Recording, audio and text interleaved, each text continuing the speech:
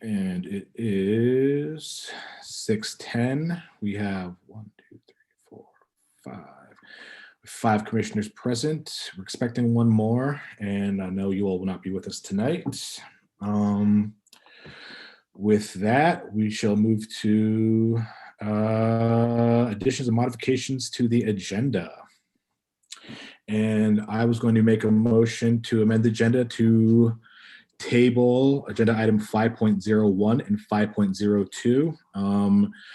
The city attorneys reached out to me and they have not been able to review it yet. I'm still waiting on a couple more things, I believe.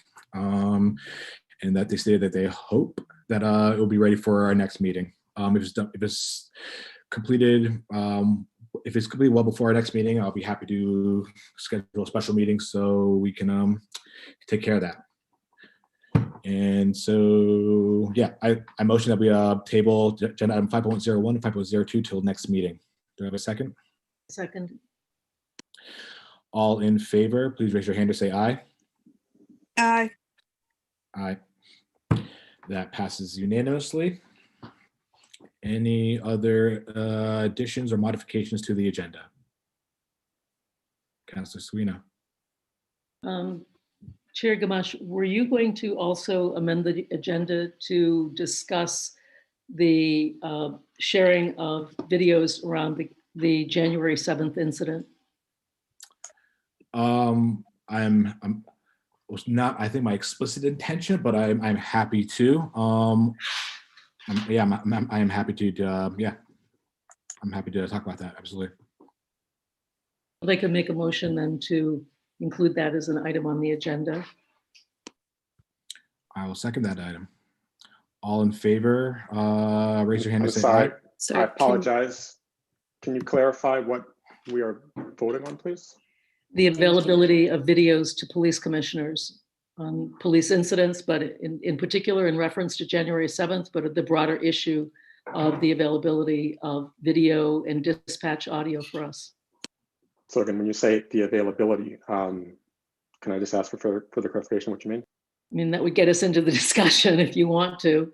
You want to discuss it now. It's the issue that there were several videos and only a few were shown to us. And I think it's important for us to clarify what material should be made available to police commissioners when we are reviewing an incident. So again, just I apologize for maybe being obtuse about this. So are you asking that specific videos be made available, or are you making a motion that video in general be made available? I'm just not sure what.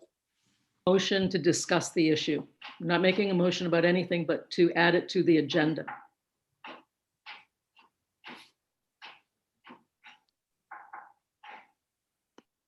Understood. Thanks. So I seconded that. All in favor, raise your hand and say aye. Aye. All against? I'll abstain. I'm just not entirely sure still what we're discussing, but I'll abstain. All right. I think I need to do a roll call then. Stephanie Seguino, Councilor Seguino, in favor. I am in favor. Commissioner Hart? Favor. Abstain. Favor. Sorry, Commissioner Harp. Oh, sorry. No. I said Hart the first time. Harp, Commissioner Harp. Abstain. And Commissioner Grant. Favor. 4-4, 0 nays, 1 abstention. And we'll move that to the agenda item right after 5.06. We'll tackle that. Any further modifications to the agenda? I'm not hearing any. Moving on then to approval of the minutes from 12/15/2020. Move to Motion. approve the minutes. I'll second.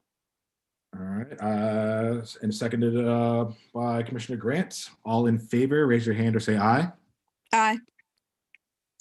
That passes unanimously. And it was my error.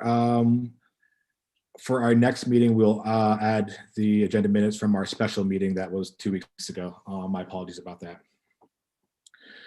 Moving on, we have agenda item 3.01, which is the public forum. So I'll hand it over to Shin Trammell. So I did have 2 people request to speak. First, I have Linda Patterson and then Wendy Bratt. Linda, are you there, Linda? Yes, I'm here. Perfect. So should I go? Yes, ma'am. Okay. Hi, my name is Linda Patterson. I'm a resident of the Burlington South End, and I'd like to thank you all for your service to the city. I'm here tonight to comment and to ask a question related to the proposed 1,500 person concert venue at the Burton Corporation on Queen City Park Road. I understand there's been a significant decrease in the Burlington police force and that the Burlington Police Department is proposing to cease most in-person coverage of the night shift. And I have a concern related to the impact of this proposed change. My concern is related to the police department's ability to adequately cover the needs of the Queen City Park Road area on concert nights. The new venue will hold twice the number of people as the current higher ground does. Patrons would drive in and out of one of 2 neighborhood streets, one with 1-lane bridge to get to these concerts. And neither of these streets have adequate infrastructure for both pedestrian and car traffic for this size of a venue. An estimated 500 cars, which I believe is a low estimate, will need to park. Burton's lot only holds 417 parking spaces, so patrons will most likely seek on-street parking options. Across the street from the venue is the large South Burlington City Park, Red Rocks, and 8 neighborhoods all surrounding the venue by 360 degrees. And this configuration invites loitering, in my opinion, both pre and post concert. In April 2020, then Police Chief Jennifer Morrison and current Chief Murad wrote letters stating that the Burlington Police Department could safely and adequately cover the expected 120 nights of concerts at the new venue. May I point out at this point that the proposed higher ground venue is nearly 15 minutes away from the police department. Given the proposed changes in night shift coverage, my question is this: what are the specific plans to address a lack of nighttime police response capabilities to traffic and safety issues at this larger venue, issues we already know exist at the much smaller South Burlington venue? I request, if possible, a response to my question, and thank you very much for listening to me. Thank you for that. I personally cannot answer that question, but if you'd be happy to shoot me an email address, if you'd happy to shoot me an email, I can forward that to the chief, and I believe he would be best equipped to answer that question. Linda, I can, Chair Gamache, I can give you, I believe I have both of their email addresses, so I will send that on to you now so you'll have it, and then you can just. Awesome. Thank you. I appreciate that. Next up is Wendy Bratt. And Wendy, if you're there, if maybe you could raise your hand. I'm unable to find your name.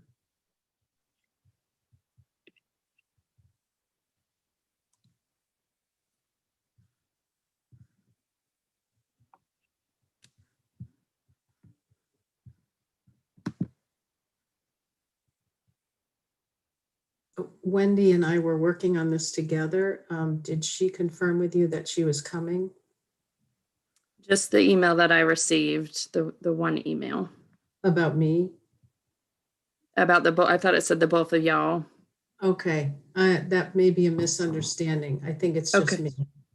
Okay, perfect. So then, Chair, that's all that I had. Thank you. Thank you. If anyone in attendance would like to say something during public forum, now is your time to do so. I request that you raise your hand, and Shannon will promote you to a panel.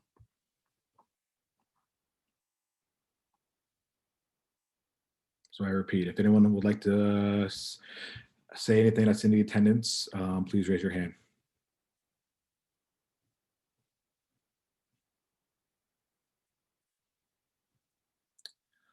I am not seeing any, so we shall close public forum and move on to agenda item 4.01, which is the chief's report. And on that, I give the floor to one of the chiefs. Hello, thank you, Mr. Chair, and thank you for having me here tonight.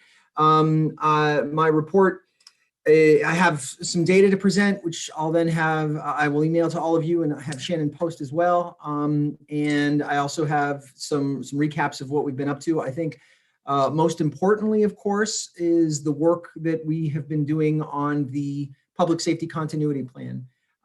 Your efforts on that front and your review of it in the previous emergency special session were invaluable, and we thank you for that very much. I was pleased to be able to create a very long form memo about the public safety continuity plan that was posted to board docs on Friday, and is a complete detailing of what that plan could potentially entail. I say complete with the caveat that it is a pilot, it is a proposal, and it is something that is not at all known its full implications. We have to get into it in order to understand its full implications. But the staffing situation that we discussed with you has only grown more significant in the past week, owing to the fact that we actually have a new information about the next police academy class. Sorry, that was my radio. The next police academy class will not begin until May 3rd. And that is a tremendous delay from a normal start in very, very early February. That means that in all likelihood, there will not be a second police academy class in the year. And if there is, it too will be pushed back. All of that makes the need to get new officers to have an understanding of whether or not we're authorized to hire that much more important. But the need to have additional flexibility in addressing and minimizing service disruption that we anticipate happening owing to continuing diminished staffing has not changed since we spoke with you last. And while the presentation we gave, the public safety continuity plan that we created, is not intended to be a comprehensive solution, it's a movement towards stability and would represent a movement towards stability. But without clarity from the, without clarity on its efficacy and without clarity on whether or not we can approve it, we're spinning our wheels and we are simply waiting as the department continues to winnow. So last night was frankly disappointing for me as far as not having a definitive answer about that and being able to move forward.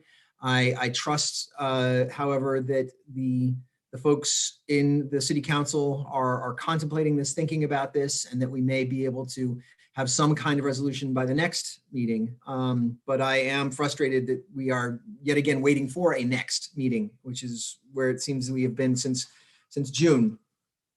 With regard to some data discussions, if I may have permission to share the screen, Mr. Chair. Thank you. You may, sorry.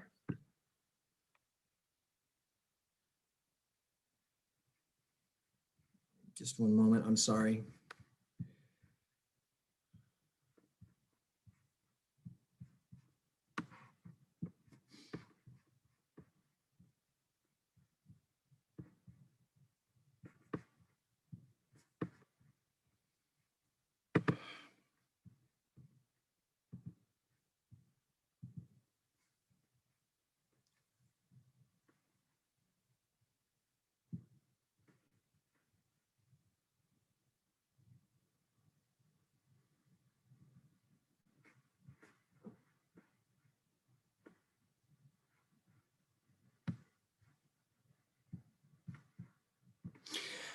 So we now have all the data from 2020. I'm not giving the data that covers from the previous meeting to this meeting, because all of that is, of course, available on the dashboard that was shared with you by Nancy Stetson and Director Lowe when they talked about the fact that really all this data is now available for anyone who wants to be able to look at it. And it's right on the city's website. It's linkable from the BPD's page of the city website. But I think that it's important to look at in the context not only of where we are, where we've been, but also where we are going with regard to staffing and some of those issues. And so this picture is a picture of a decrease in apparent call volume. And that is a good thing if we have a city that is safer in the sense that incidents are a proxy for safety. It certainly would appear from this that we are in a city that is safer over the past 6 years, since 2015, and they've gone down quite a bit. There is a very artificial drop, a much steeper drop than normal between 2019 and 2020. That is to be expected. I think people need to remember what it was like to brave the, brave breaking the stay-at-home order to get into a car and drive around this city in late March and all through April. When the city was quite dead. There was simply nothing happening in the city. The fear and the feeling of going into a supermarket that was entirely empty, the sense of utterly quiet streets. Of course, we were going to see a decrease in call volume from 19 to 20, and we do see that here. However, I also want to point out that what we really see is we see these components of total incidents: arrests, traffic stops, and VCVCs or VMCs or other kinds of tickets. And those are tickets that are issued for things like open container or for certain kinds of conduct, fireworks, noise, etc. Those kinds of tickets have drastically dropped over the past several years, and they are dropping at a much greater rate than overall incidents. And the reason for this has to do with the fact that these are largely driven by officer discretion, particularly traffic stops. Traffic stops is driven by officer discretion. I misspoke in our previous meeting when I discussed the idea of a 60% result. I was looking at the number of tickets, not the number of stops.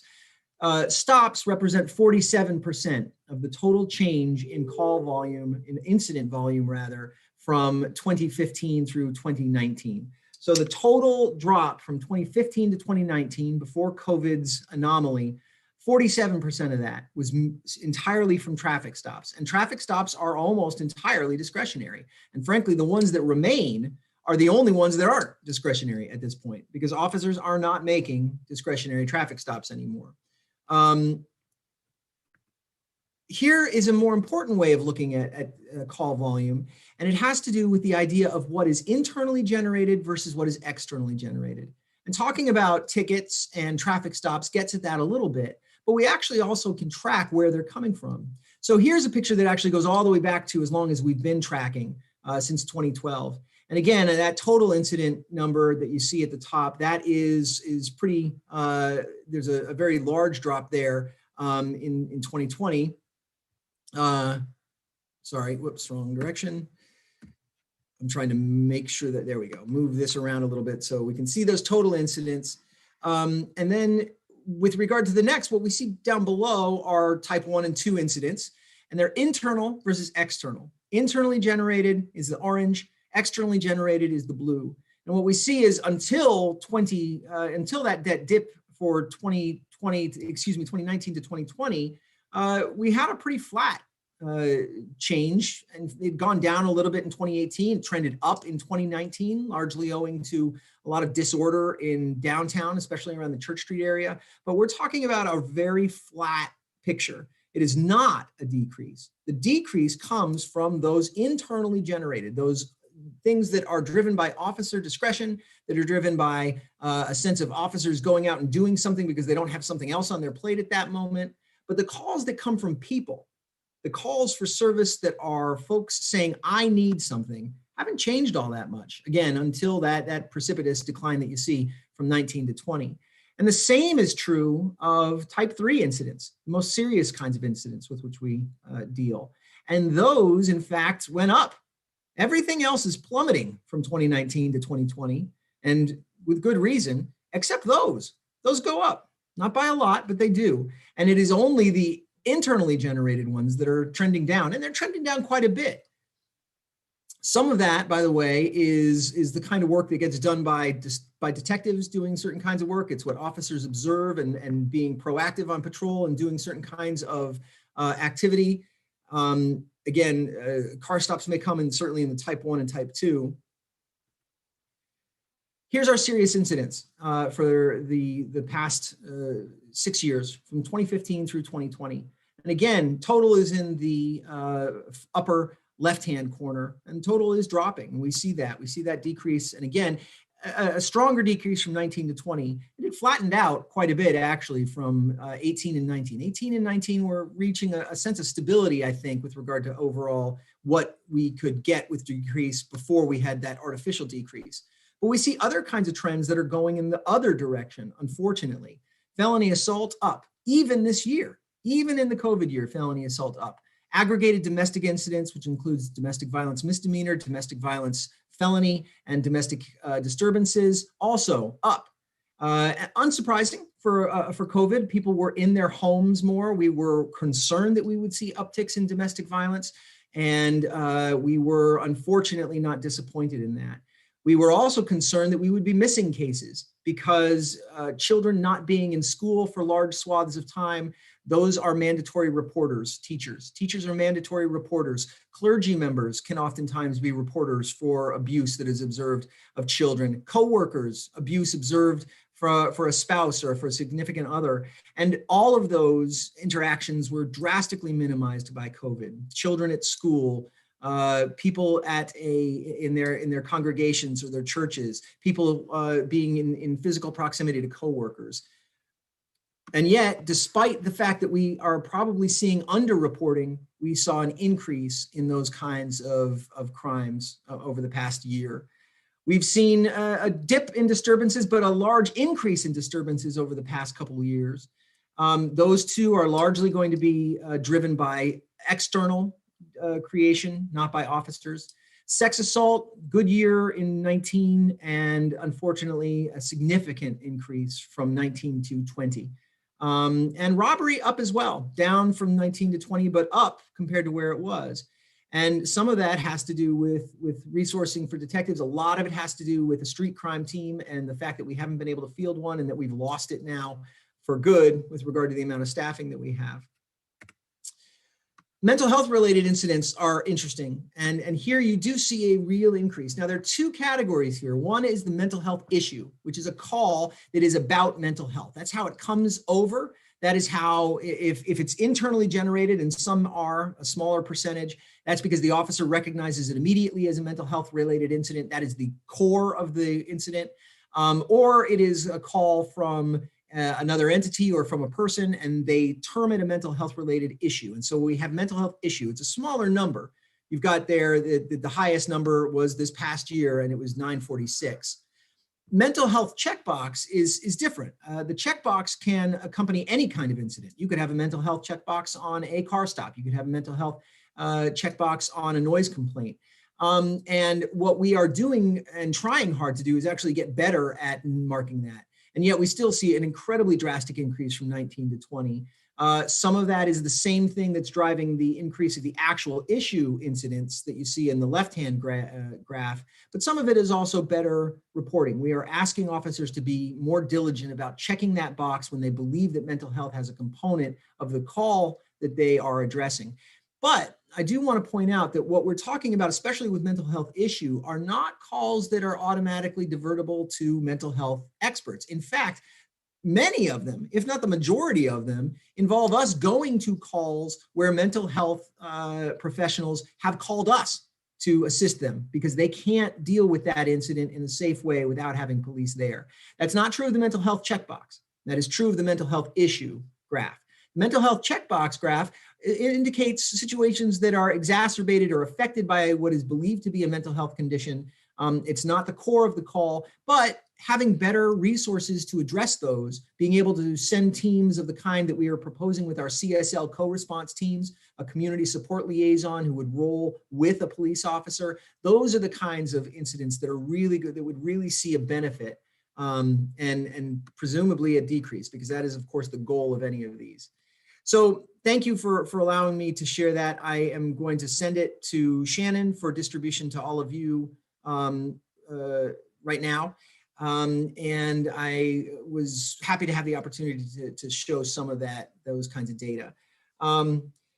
That is essentially what I've got for my chief's report. Thank you very much for letting me weigh in, and I'll turn it back over to you, Mr. Chair, unless there are any questions. Commissioner Harp. Thank you, Chief. A couple quick questions. First, with respect to the May 3rd Academy date, what would be the deadline for BPD if it were permitted to get officers into that academy? And then what do you think would be, again, if the headcount cap were no limit, what would be the kind of expected number of officers you could place at that? And what would be the maximum number of officers you could place at that academy? So that's, there are a couple questions there. One is if the cap has no limit. So I'll start with that. And I'll say if there were no limit, then on May, the way it works, and I would ask either Deputy Chief LeBrecq or Deputy Chief Sullivan to weigh in and correct me if I'm wrong on any of these. But the way it works is we are supposed to request a certain number of slots on the day of when the academy starts. We say, we want some spots for the next one. And generally in the past, we have had at most 6. That's about what is allotted to us based on our head count and based on our head count relative to other agencies. The Vermont State Police get the bulk of the slots. They are the largest agency. We get the next largest number, although that may be changing. Now that our head count is lower, conceivably, we could be in a different ratio. We could actually only be allowed 5 or not. Or vice versa, we may be able to make a claim that we really do need to staff up, although there are other agencies that are going to have the same kind of claim, and they might give us a bit more. But 6 is generally the most that we've gotten in the past. And at this point, we cannot get people through a background process to actually name individuals for those slots, which is what we're supposed to do. The way it's supposed to work is that we are supposed to present them with actual names of people we intend to put into the next police academy class. Now, it's acknowledged that the time frame between one class and the beginning of the next may involve some of those officers being winnowed from the procedure. Maybe they drop out, maybe they fall out, maybe they get other jobs. So there's always an ability to say, I'm not actually sending Joe Smith, for whom I reserved a spot. I am sending John Jones. And that is allowed. You can't do it too many times. You can't just make up a bunch of names and say, I'm sending Jimmy Doe, Johnny Doe and Billy Doe and Fred Doe and Frank Doe and Tim Doe and expect them to take that and give me 6 slots in August. However, there will not, in all likelihood, there won't be an August Academy class. So I would have to have some people in the hopper already. I would need to have people in the pool. And hopefully those people would be the folks who are actually going to push through the whole process. If they're not, there's a certain amount of leeway with that. But the second issue is that you're asking if I had no headcount limit. Depending on what the headcount limit is determined to be, I can only advertise for anticipated vacancies. I can't advertise for actual spots. And I'll tell you that people don't want to go through an arduous hiring process for an anticipated vacancy. They want to go through an arduous hiring process with a long background check and a lot of trips to Burlington and interviews on the phone and giving all their friends phone numbers to our investigators and going through a physical test and going through an academic test and going through a psychological test when they know there is a spot for them. And so I can't say I can't say anything other than anticipated vacancy until we actually have vacancies. Right now, as I've said before, we are at 85 because I have 2 people who have turned in their resignations but are still on my books burning time. And I have 1 person who is on disability and should be off that disability and approved by the retirement board sometime in the next couple of weeks, I'm hoping. So that would bring us down to 82. And again, if we got 84, then that is 2 actual spots that I can honestly say are open, and we are hiring those spots, not merely anticipated, but those spots. If it's 82, as was the recommendation of this body, then I can't do that. I still have to say it is only anticipated, and that will minimize my ability to build a pool. But I will be building a pool in order to try to get names ready for probably February of 2022. We'll see how many we can get, both from our own process and from an allotment by the Academy. So the Academy has to allot us a certain number first in May, and then we'll see if we can fill that number by February. I am very confident we will be well below 74. So even if the headcount doesn't change at that point, we'll be able to hire. But as I said, not having the expanded number prevents us from being able to hire vigorously, because it is not a conducive environment to recruit people. So that I hope that was the answer to your question, Commissioner. It was. I have a follow-up, but I see DC Lebrecq has a hand up. Yeah, I just would like to say that there will not be an August Academy. The Academy itself takes 16 weeks plus 4 weeks of post-basic, which is a total of 20 weeks, which would be at least 5 months. So that will put them into the October timeframe. And most likely they will, at this point, when I spoke to Cindy, who's head of training down there, they most likely will reset, and there won't be another academy class till February of 2022. There's just no way to squeeze in another academy, and it'll just keep offsetting all their academies. So they're going to have to, at some point, because of COVID, reset and go back to 2 academies. And this looks like it'll probably be the year when they just have 1 academy. The other thing right now, and I don't know when, she doesn't know when this will change, is they're limited to 30 recruits. Because of COVID, they can't double up the rooms. So they have a total of 30 rooms, and that's going to play a large factor right now. Thank you. Thank you. So if I can follow up, Chair Gamache, really quickly. So you don't anticipate the number of recruits at the next academy being larger to make up for the fact there's only anticipated to be 1 in 2021? I do not. I don't anticipate that, because we're not going to be the only agency that is seeking to have additional recruits. There are going to be a number of, if there is not another, as both I have said and as DC Lebrecq has just confirmed is likely, there are going to be a number of agencies clamoring for larger than usual cohorts and allotments. And under the current structure, not all of them can be accommodated. So we do have some degree of hope and expectation that changes in Montpelier may result in some new ways of putting people through a police academy. It has long been something that I have thought necessary for us to have an option that is not an overnight and is not necessarily quite as paramilitarily structured as the current police academy. There was a good effort made to identify and create such a program at Champlain. That has not really gotten fully off the ground, but there was initial support and some initial thoughts about it. And the moment may be such now that there is more willingness at the state level to condone and approve such a change. It would certainly open up new avenues of recruitment to us. There are plenty of people who simply cannot spend weeks away from family and obligations in order to go to Pittsford. I think we are losing out on single parents, particularly single mothers. I think we are losing out on certain demographics that we want in our policing, particularly in this city. And I think that any opportunity to change that in order to access those different populations and bring them into the profession would be a positive change. But it's going to have to occur at a state level. And this may be a moment for such a change to start being formed. Thank you. Last quick question. Do we have anybody at the May Academy or replacing anybody in the May Academy class? No, we do not. We are not allowed to hire until we get to 74. Thank you.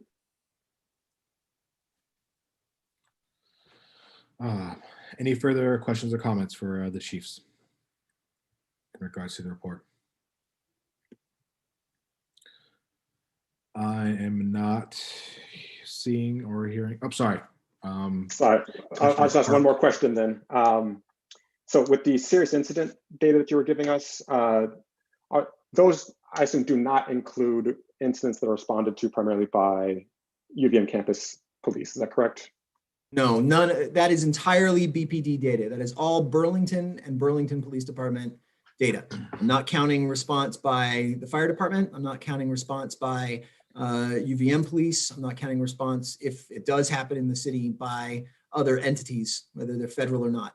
If there is a Burlington police officer at such an incident, it may get logged into our system that an officer assisted South Burlington in making an apprehension at the, they followed somebody off 189 into the parking lot at Market 32, and an officer went and assisted with that. That may be in there as a certain kind of call. But otherwise, no, that is Burlington only. Thank you. All right, thank you for that. Moving on to agenda item 5.03, which is approve the updated role of the police commission. So Shireen actually, I believe, edited this, and I think it was just removing one word. So I'll just let you explain it better than I can. Okay.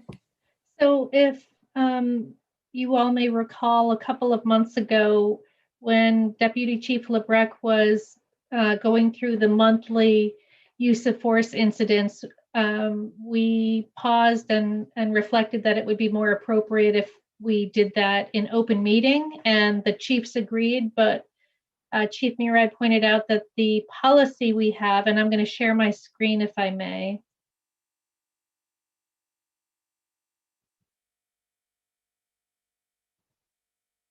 Okay, hopefully you're seeing a policy with highlighting on it.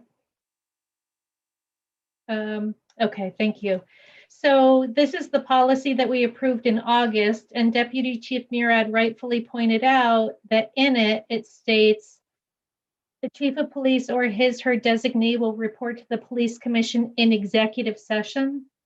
So very quickly, we wanted to get approval from the city attorney as to whether there was any reason we couldn't remove that. I spoke with her. She said that that was fine to remove that language. And then I did hear from Joy today as well, and she recommended that we consider this language, but I'm not sure it's necessary. And I think Joy is in this meeting. I'm thinking it's not necessary if we're just getting demographics in our monthly report. I don't think it would matter that we're getting that basic information about every case, but I think we're fine with removing in executive session and not doing this carve out, but certainly if Joy wants to add to the discussion or any commissioners feel differently, or the chief, I would welcome a discussion about that. Otherwise, I'd be looking for a motion just to approve the policy with this in executive session removed, and it wouldn't have this language here. And I think I'm fine with you doing that as long as when you discuss the demographic information. I think my concern about that was if whoever was presenting was going into a description of what occurred in an incident. Joy, I'm so sorry. It's hard to hear. Sorry. Yeah, I'm sorry, Joy. It sounds like you're really far away. My apologies. I'm having some technical problems tonight. Can you hear me? Better. I think I'll save my long discussion and say that I think I'm fine with that. Okay, so if I'm hearing, you're fine with us not doing the red language, right? Yes. Okay, thank you. That we heard. Okay, so that's it. That's once we have this, then Deputy Chief Lebrecq can present to us in our meetings. So that's all we need to do. Stephanie. Motion to approve the change in language. I second that motion. Oh, sorry. Any discussion? Not hearing any. I second that motion. All in favor of amending the role of the police commission, raise your hand or say aye. Aye. And that passes unanimously. Moving on to agenda item 5.04, use of force incident report. And for this, I'll give the floor to Deputy Chief Lebrecq.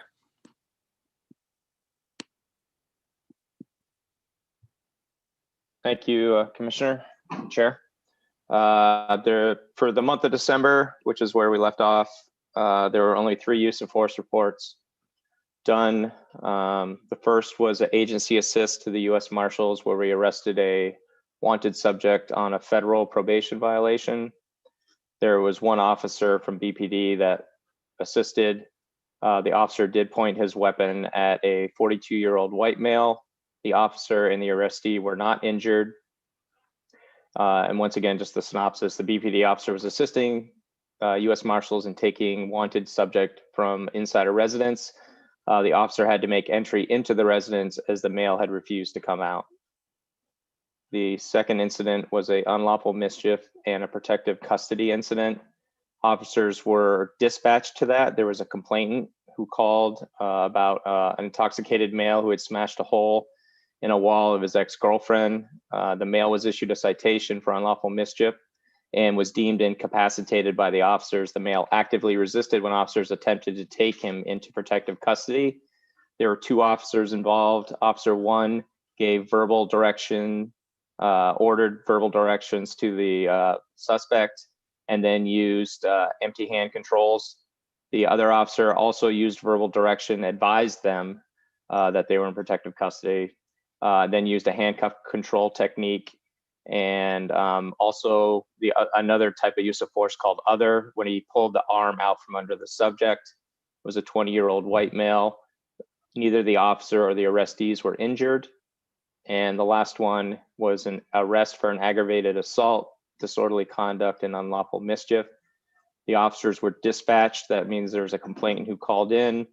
Only one officer used force. Officer 1 used verbal direction to advise the subject they were under arrest, and then used empty hand controls. He grabbed the person. It's a 33-year-old white male. The officer and arrestee were not injured. The arrestee was found to be under the influence of drugs and alcohol. He had assaulted 2 subjects with a baseball bat and fists inside, and vandalized a motor vehicle, vandalized furniture inside a residence. He tried to flee on a bicycle.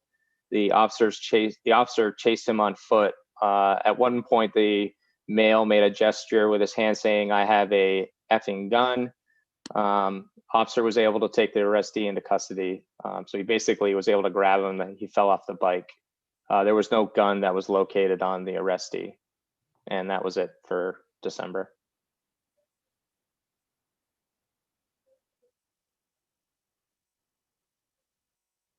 Thank you for the December update. Do we have an update for use of force instances for the month of January so far? I do not. I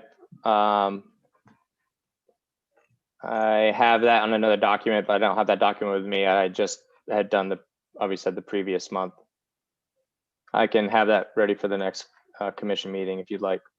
That'd be much appreciated. Are there any commissioners that have any questions, comments, or concerns regarding this use of force incident report?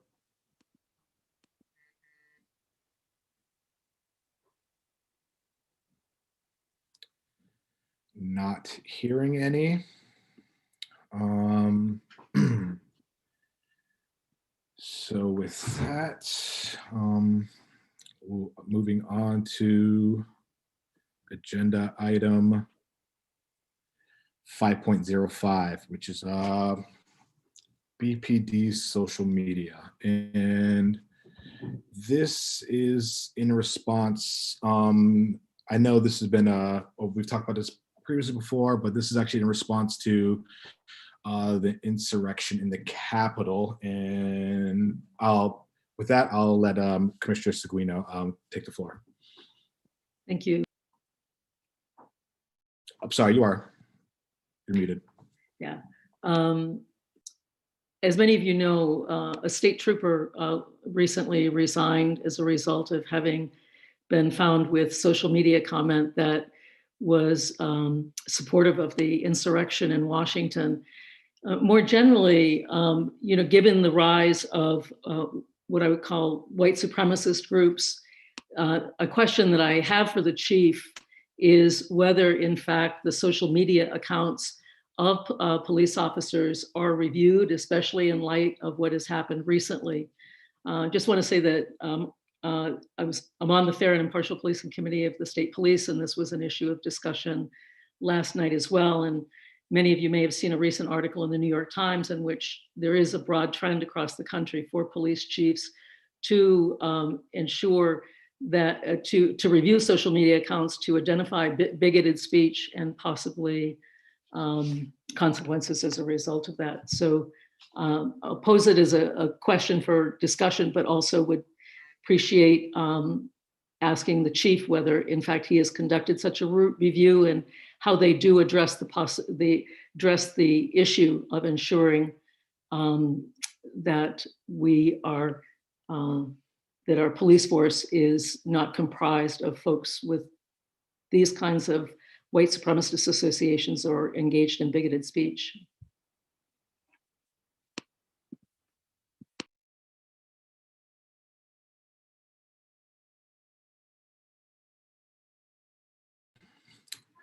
I believe that was a question directed at one of the chiefs. If either one of y'all would like to answer that. We do request social media accountings during our background checks. We look at candidates' social media accounts. I don't believe that we can actually compel that anymore. I'd refer that question to Joy, but I believe that the city attorney's office instructed us that we cannot compel people to produce their social media accounts for us, but we do it as a routine aspect of background checks. We do not then monitor employees. We don't monitor employees' private social speech. To the extent that we would become aware of these kinds of things, there are a number of directives that give us the ability to, after the fact, take action against an employee for speech, but prior restraint is unconstitutional. And it is not something that we have the bandwidth to practice, nor have I seen thus far the need. That would be changed, obviously, if we were to see somebody's, if we were to get indications of other people's activities. The city does have a pretty strong social media policy now. I think we all know where it came from and the situation that gave rise to it. That is our social media policy as well. And insofar as additional rules, we have the rules of conduct unbecoming, of expectations of on-duty and off-duty propriety that are spelled out in DD01, our first directive, our most important directive, and the rules that are there, which are a much stronger level of articulated expectation than even other directives with their policy ordinances.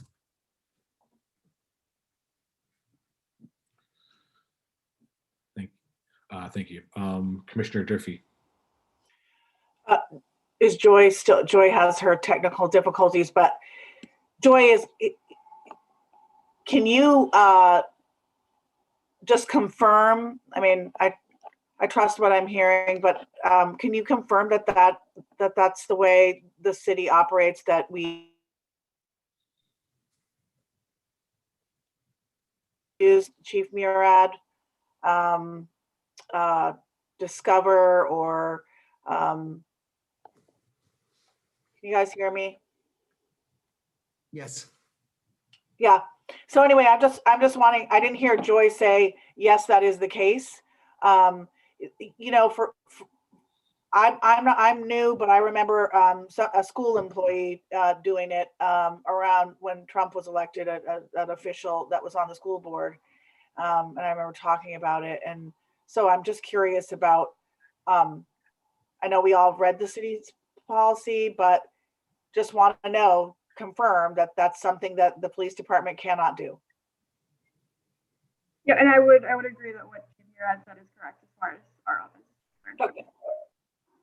Okay, thank you. If I may offer clarity, the Directive 1 states, as a law enforcement officer, I will keep my private life unsullied as an example to all, and will behave in a manner that does not bring discredit to me or my agency. That is a component of the Code of Ethics that is a part of Department Directive 1. And so that is one example of how we do have an ability to expect certain kinds of behavior from officers. Commissioner Harp. Thank you. As part of the article that I believe Stephanie is referring to, Commissioner Seguin is referring to, there were some efforts made also by various chiefs around the country and various departments around the country to proactively remind their officers about not only expectations regarding social media use, but also expectations surrounding I'll say general issues of professionalism, especially with respect to kind of supporting the proper functioning of government, et cetera. Have any such efforts been made in BPD to proactively remind officers both of the social media policy and also of expectations surrounding supporting certain kinds of speech, but not engaging in other kinds of speech, et cetera? I made very clear at the beginning of the autumn, as we ramped up into this presidential election cycle, that officers are expected to remain impartial. I believe I shared some communications with Commissioner Durfee after also another incident involving an officer in the Berlin Police Department and shared some with her. I've had other communications internally to remind officers that yes, we are expected to remain impartial. There are strict rules for what we can and cannot say with regard to political content, particularly in uniform. And when we get to other areas, what we're talking about is, active support of criminality. If you are expressing support for the riot at the Capitol and the incursion into the Capitol, that is a support of criminality. That's not allowed. That actively goes outside. If you are expressing support for a political candidate, that is different. Commissioner Seguina. Chief Murad, so you did this in the fall.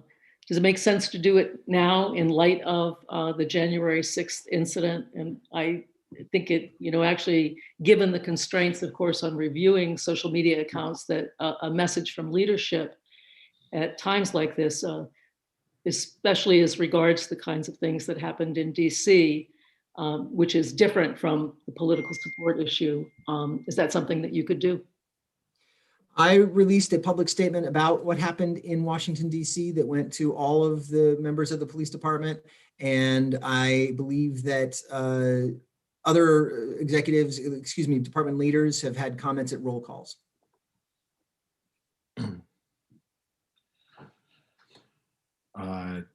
DC Lebrecht, do you want to? Yes, I just wanted to, yes, thank you, Mr. Chair.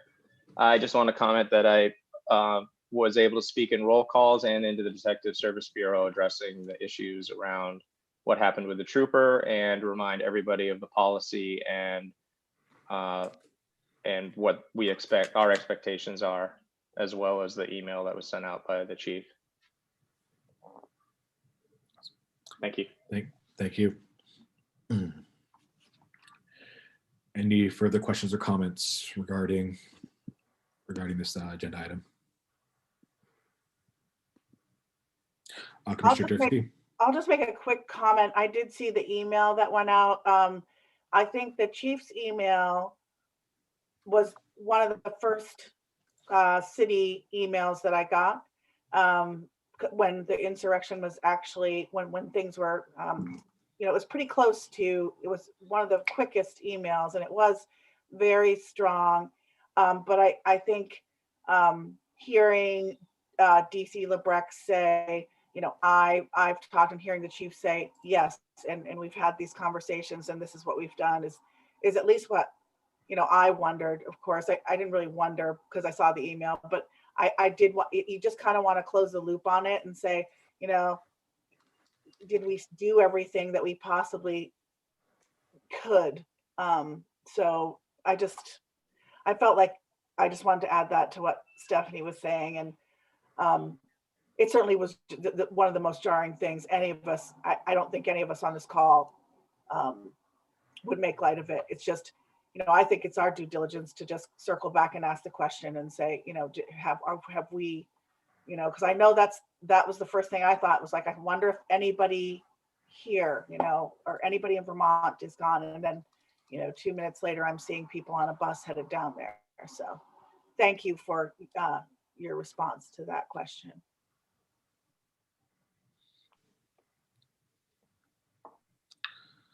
Awesome. Any further questions or comments? Not seeing or hearing any.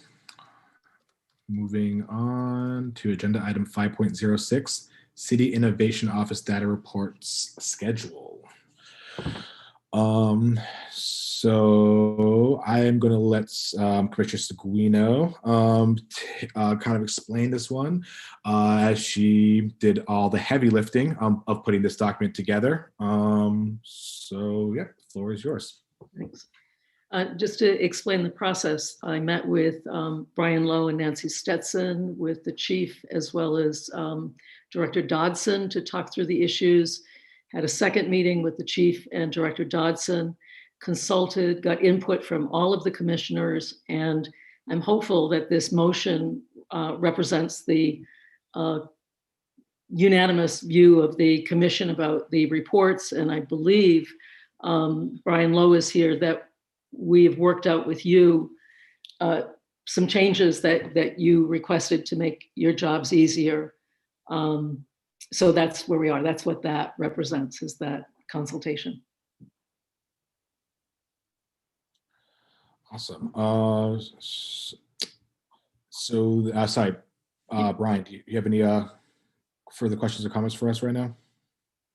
No further questions or comments. Thank you to Commissioner Seguino for a lot of work kind of helping organize this. And thank you to the commission for taking really seriously the request from our office last time of, we really want to have a standard reporting procedure here. We think this brings us much closer to that and are grateful for that. I do think I should acknowledge to the commission that there are certain areas, as we've talked about with Professor Seguino, where if the data doesn't currently exist, or if there are kind of definitional discussions that need to happen about what is a pedestrian stop and how do you define that, those are things that the police department and the police commission, I think, need to kind of continue to work on directly. It's not really something that we can weigh in a helpful way on. But with those kind of caveats of needing the data and needing to be able to measure it, I think we're eager to do this work. So yeah, just thank you. Awesome, thank you. So with that, I'll entertain a motion. I'll make the motion to adopt the reporting schedule and detail and types of data that we're requesting. Do it. Seconded by Commissioner Hart. Any discussion? Not seeing any. All in favor, raise your hand or say aye. Aye. That passes unanimously. Sorry, Chair Gamache, who was the second? Was it Commissioner Hart or Hart? With a T, Hart with a T, sorry. Thank you, sorry.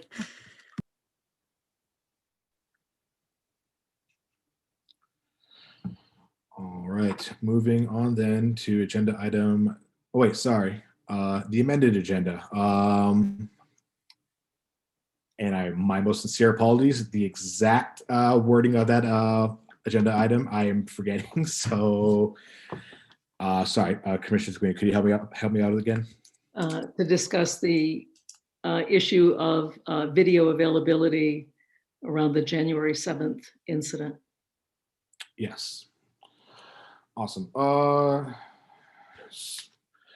So it seems like to me that we might not have all watched the same video, or maybe not. I know the commissioners are present with me. I believe saw the three videos in relation to the incident, and I guess wondering, is there a way possible that, I know it's COVID time, so it's hard for us to go in easily to kind of just go in there and check out video like we normally did before, but there must be a way we can kind of make this a little bit easier and better for all of us to obtain footage to watch this. And I guess I'd be happy to entertain ways we can how that would look and how to make this happen. Commissioner Seguino. Yeah, let's see if I got my audio on. Okay. To me, the issue is broader than that, and that is that not all of the videos were shared with us. And it would seem to me that there was the officer video who initially engaged the person in the incident, the second officer who arrived, but there is another video by Officer Neto. I learned today that there's a fourth video that I haven't seen.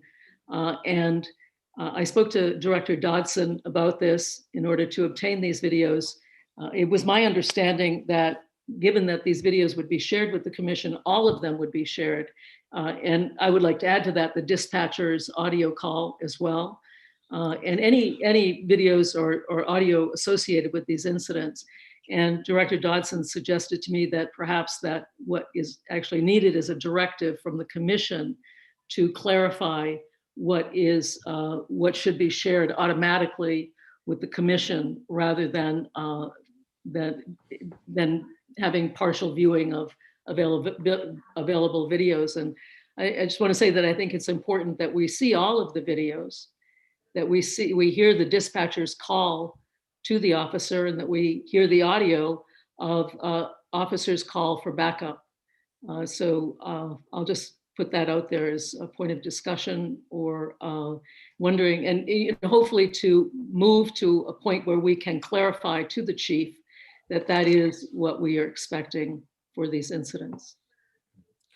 I have Commissioner Grant, followed by Commissioner Harp. Thank you. So just following up on what was just said, I wanted to rewatch the video that three of us saw together. And I also wanted to watch other video that was available. So I received the one that we watched together. One of my concerns was that at the end of it, there is a block of time where there is no audio. So my first question is about that video and the fact that there is no audio, and is that a defect on the disc that I got, or what, or was that edited out for some reason? If you're done with the question, I'll allow the chiefs to respond to that. Yes, if the chief could respond to that first question, I'd appreciate it. Thank you. I did send an email to somebody. I can't recall. I thought it was that was just me. I believe it was just me. I thought that Commissioner Grant was on that as well. We do not edit videos. What you're seeing is an audio change that the officers can turn their video to what is called conference mode, and that turns the audio off. It's not dissimilar. You'll note that audio there's not audio in the beginning. The way the Axon camera works is this. When it is constantly on and constantly buffering and overwriting its own video. And when an officer double taps the device in order to start it, it goes back in time, usually about 30 seconds, depends. Sometimes it's shorter, sometimes it's never longer, but sometimes it's shorter. But it goes back in time to its buffer zone. And well, you will not hear audio with that buffer zone. And the rationale for it is this. I am talking with my partner in my cruiser. And we are discussing private matters about his ongoing, marital troubles. And we witness an incident that is something that causes us to say, oh, we want to look into that, or we need to take police action, or we get a call that says you need to go here and you need to go there fast. And so we tap it, it begins. We now know we're not talking about his marital troubles anymore. We are now in business for whatever it is that's in front of us.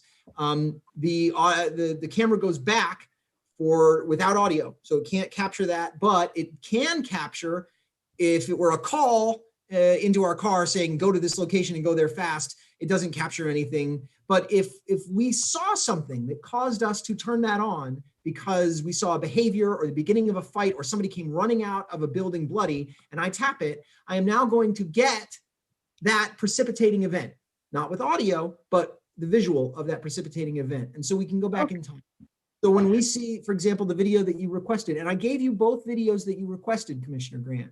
You requested to see. I'm sorry. I just want to clarify something. I'm not talking about the beginning. I'm talking about I was going to explain that. Okay.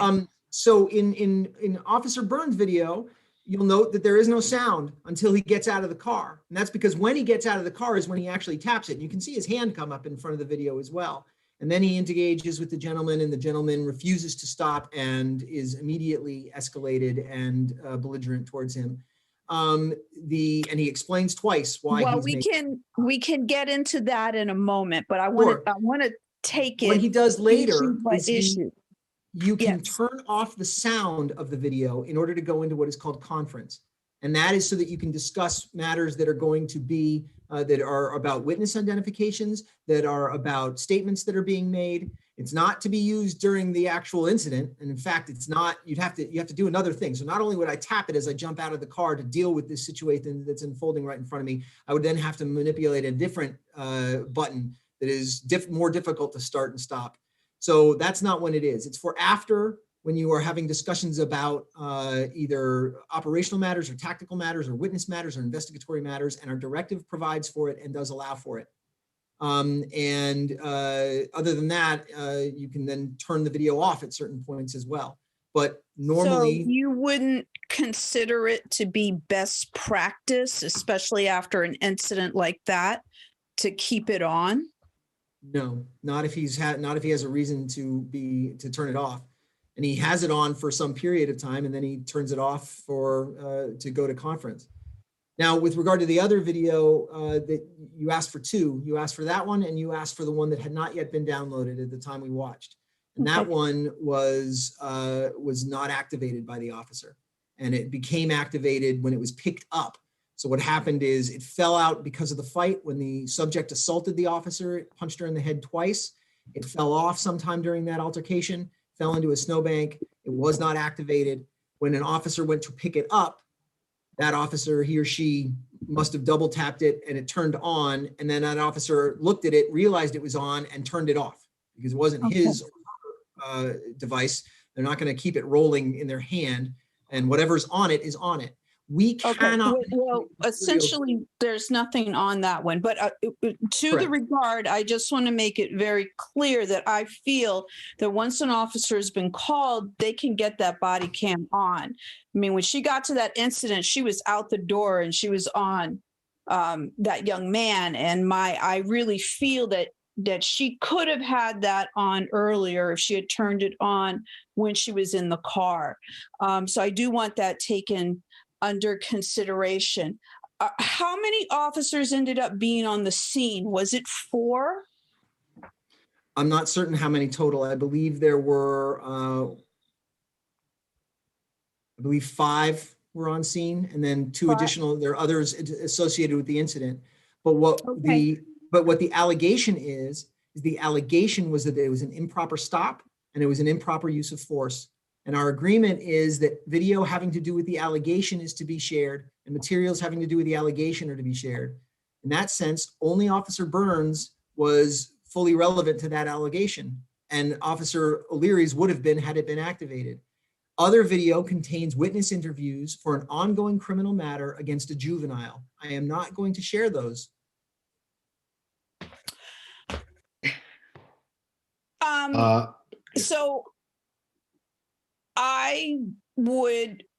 So what you're saying is you would not allow us to see everything that is available relevant to that incident.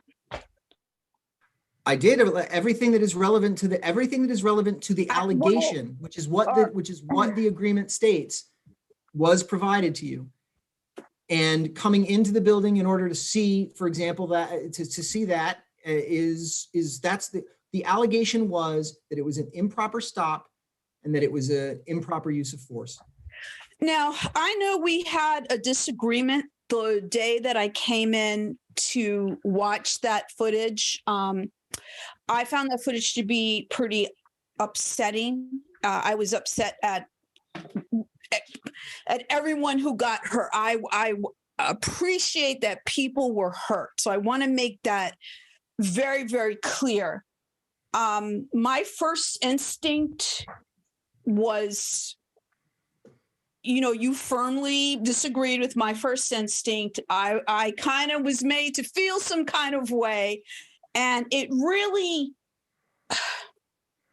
the reason I wanted to come back and watch it is because it just weighed on me heavily.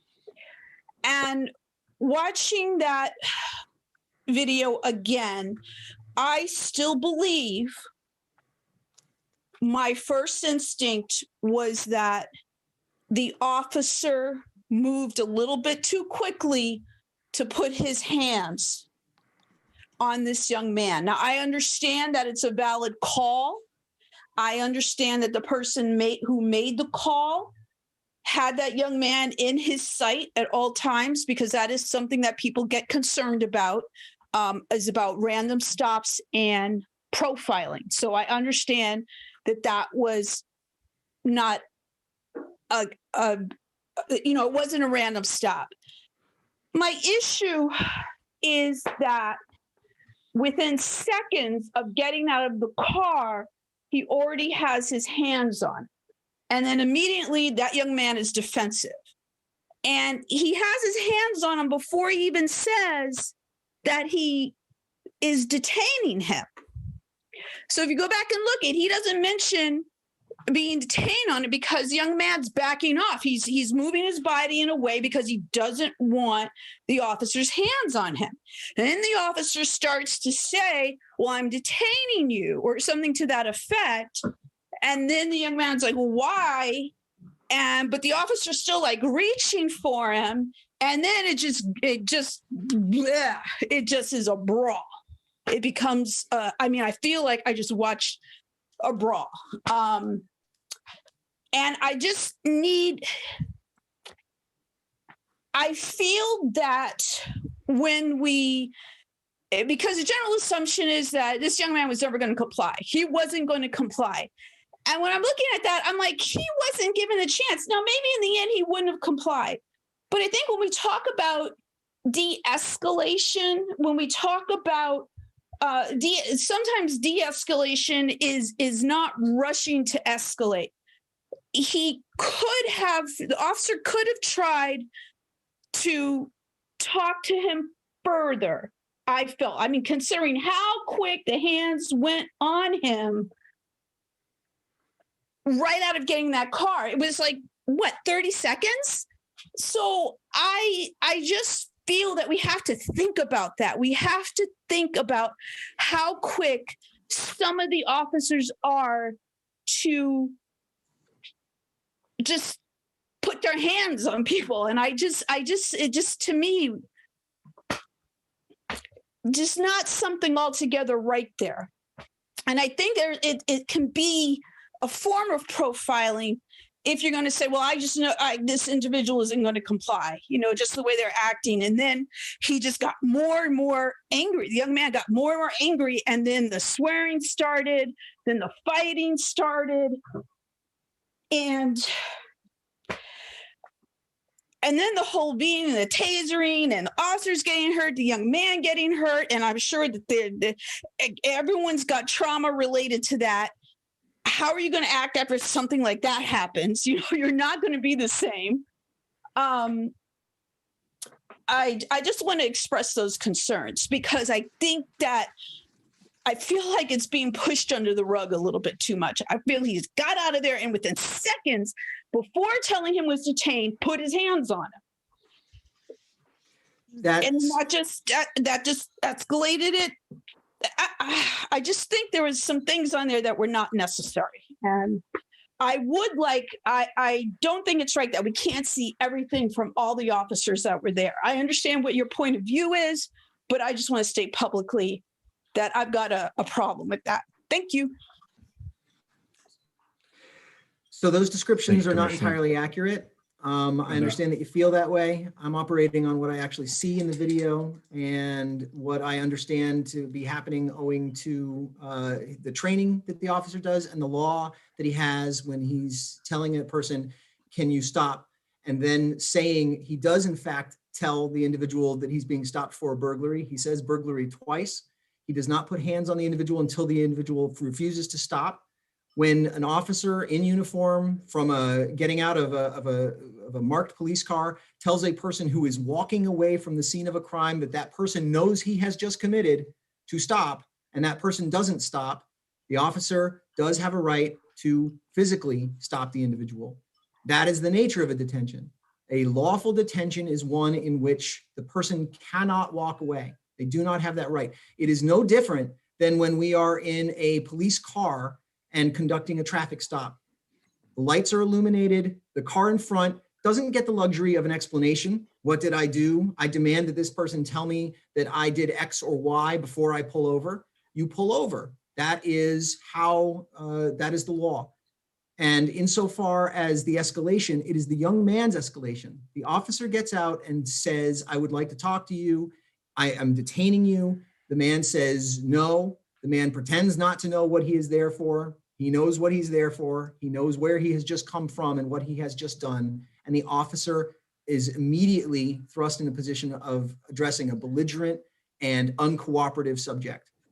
Who then he put assaults his him hands on him by before strangling telling him he was detaining by strangling him.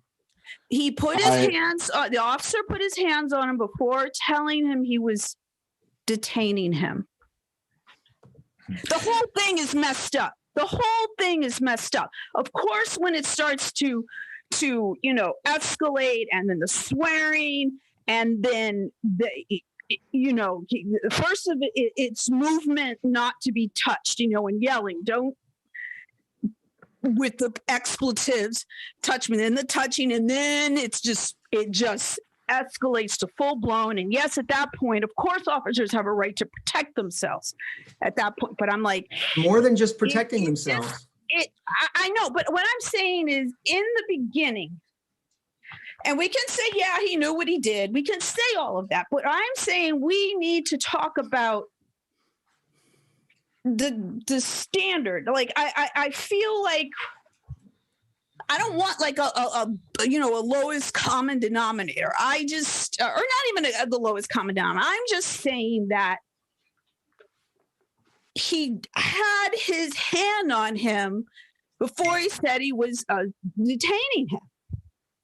And I feel that should have been stated first. I just think to say to stop, I just don't think that's enough. I think you need to say he was detaining him, why he was detaining him. And I just think if that is,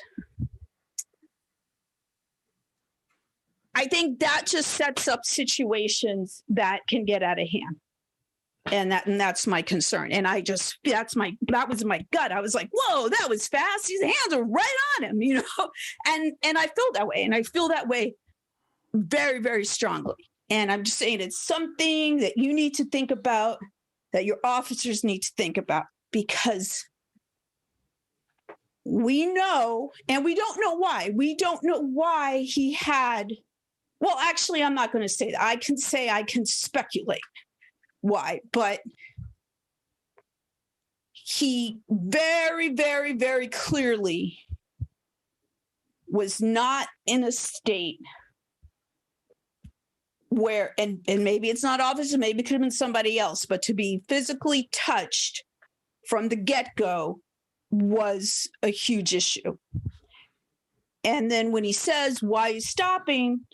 Now I'll go listen to it again to hear exactly, because it moves so quickly. But out the gate, within seconds, his hands were on him before he said he was detaining him. Awesome. Thank you. I believe I had Randall up. That was after Milo, and then Karen after that, followed by Stephanie. Thank you. And I actually would like my question will not speak to this. I'd like some guidance about which discussions are properly for executive session and which discussions are for open sessions. My understanding that for discussions which might potentially involve officer discipline, those discussions should be reserved for executive session. But like I said, if I'm wrong about that, I welcome that guidance. But like I said, so I'll ask my other question and someone can respond to that if they so choose. My other question is just with respect to the capabilities of the Axon body cameras. So it was my understanding, so I'm actually just learning about conference mode just now for the first time. It was my understanding that the Axon body-worn cameras had essentially 3 operating modes. One which is just standby, one which is active recording, and one which is powered off. And so the department directive that we have, which governs the use of recording devices, stipulates those 3 modes. It doesn't stipulate conference mode. And so that department directive indicates very clearly when officers are to be recording. It does not indicate very clearly. I mean, it does indicate that certain materials do not need to be recorded. It indicates that discussions among officers do not need to be recorded, but it doesn't specify when conference mode can be activated and when it can't. And since it doesn't specify that as one of the operating modes of the body-worn camera, I think that is something which is a problem with the department directive. And I'm not sure that I want to make sure that officers have very clear guidance about when they can put a camera into conference mode. And I think that would be a matter for the police commission to discuss with the chiefs, is when exactly officers are to be instructed that it's permissible to put cameras in conference mode and when not, because there is going to be a concern that they might be put in conference mode too easily, too quickly. Yeah, I see. I'm happy to have your response. DD 14.1 body-worn camera systems says in section 5D, once activated, body-worn cameras should remain on through the duration of an incident or citizen contact unless, and number 2 is a BWC body-worn camera is muted on scene conferences between officers, supervisors, advocates, mental health clinicians, fire and emergency medical personnel, doctors, nurses, or others discussing confidential medical information or investigative strategy methodology because the officer determined that the disclosure of that conference would violate confidentiality, privacy, or other individual rights, comprise this or future investigations, or otherwise impede law enforcement efforts. Yes, and so like I said, so earlier in that same Department Directive 14.1, it indicates that there are 3 modes for the camera, not 4, and it says they have to remain on except for these certain circumstances. And it does say that, like I acknowledge, there are exceptions for when audio can be turned off. But and that's all that happened is that the audio was turned off. And so to the extent that if I'm confusing matters by calling it conference mode, it's not a mode. There are 3 modes. There is active, there is off, and there is inactive, buffering. But conference is not a mode then, it is a sort of subcategory of activated. Okay, so I think there is,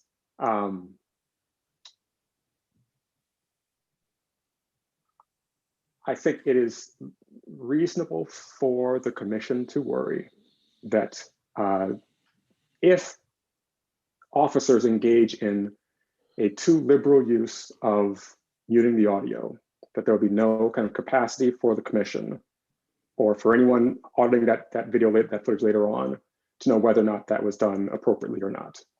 And given that, as I understand, there's a kind of a very significant portion of the end of the recording, which had the audio turned off. I think there will be a concern that essentially, how are we as the commission to know whether that was done appropriately or inappropriately, given that the evidence that we would have for it being done inappropriately is in fact, removed by the fact that the audio is turned off in the first place. So, go ahead. That is a very good question. I'll say that putting it on conference mode has nothing to do with the ability to determine whether or not this incident was proper. The allegation is about the stop and about the use of force. And the conference mode is activated long after both of those are done. And the use of force is not fully able to be seen because of the aggression with which the subject resists and assaults the officers, and the body camera falls off. I'm going to, again, deferring a further discussion of what can be discussed in open versus executive session. I'm not looking to talk about the incident right now at all. I'm just looking to talk about the general guidance for officers surrounding when they can mute audio and how, whether there's any capacity for the police commissioner or any other body later on to know whether or not that was done appropriately. So we could certainly, I mean, I can dial you into more precise aspects of what our Axon training is with regard to conference, but it's what the directive spells out, and those are supposed to be the parameters for it, and they are potentially broad parameters. The notion of ensuring that it is minimized is something that I think we can certainly remind officers of. It is something that's discussed. It's supposed to be used sparingly. It generally is. I think that when I have occasion, and I'm not allowed to just watch body camera without a reason. So our contract prevents randomized auditing of body camera. But when I do have occasion to watch video, I don't see overuse of it. In this instance, it does happen for a while, unclear. And can certainly check into that. It also, we have an unusual instance in which the second body camera wasn't activated in that. But that too is, there is an allowance for that in the directive. It is acknowledged that that may occur at times. If we see a pattern of such behavior, we would have a real issue. Ditto if we saw a pattern of going to long and drawn out conference. Yes, and thank you. So this essentially is that actually speaks to my concern. And I have, but I'll go, I know the other hand, so I'll say this now. I'll let someone else jump in, and I might come back if there's time at the end. But given that access to the body-worn camera footage is as restricted as it is, it's not clear to me that there need to be an exception made for conferences, given that, as you say, that you're not allowed to audit that footage without having a reason. That footage is not available widely to the public without a reason. And so the need to keep officer conferences from being recorded, it's not clear to me why that reason exists. And for discovery purposes. It exists for discovery purposes in law. And I think Deputy Chief Sullivan can clarify that further, but it's about discovery. And it's about, all of this gets handed over to a defense attorney. And if there is material there that is either strategic or has to do with witnesses or confidential informants, that information may very well be ultimately disclosed to a defense attorney, but it's not the job of the body camera to do that when the body camera can't be edited.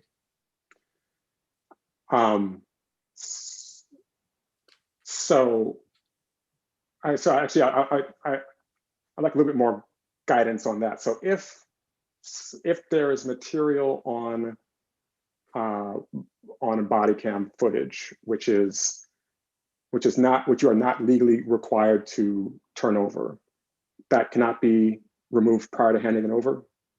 No. Is that correct? That's correct. Okay. Thank you. I will, yeah, I'll look for more. Deputy Chief Sullivan, did you have something? I apologize, Mr. Chair.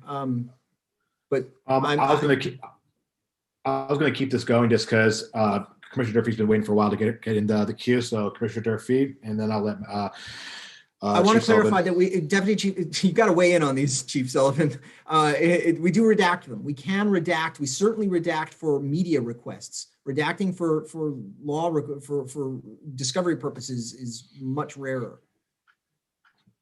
Can I just briefly speak to the conference mode? Yes, you can. So at this point in the video with this specific incident, it's actually activated when the officer is speaking with other officers, and the allowance is really for after an incident such as this or many other incidents involving a criminal investigation, the officers will be talking about the investigation itself and bouncing ideas off each other. And so that is privileged information. They may be talking to their supervisor saying, hey, this is what I have. And the supervisor is giving them advice. And that's why that exists. In this instance, quite frankly, I think the officer forgets, due to the stress of the incident, that the Axon body camera is on as he drives back to the police department. It's just on, left on, and in conference mode. And hence why you see such a long period of time without audio on the video associated with this officer. Well, Thank you. I saw, pardon for jumping in a moment, just to clarify, there is a long period of time where multiple officers are talking right after the incident. So that is where I was expressing my concern. So I just wanted to clarify that. Thank you. Thank you. Commissioner Durfee.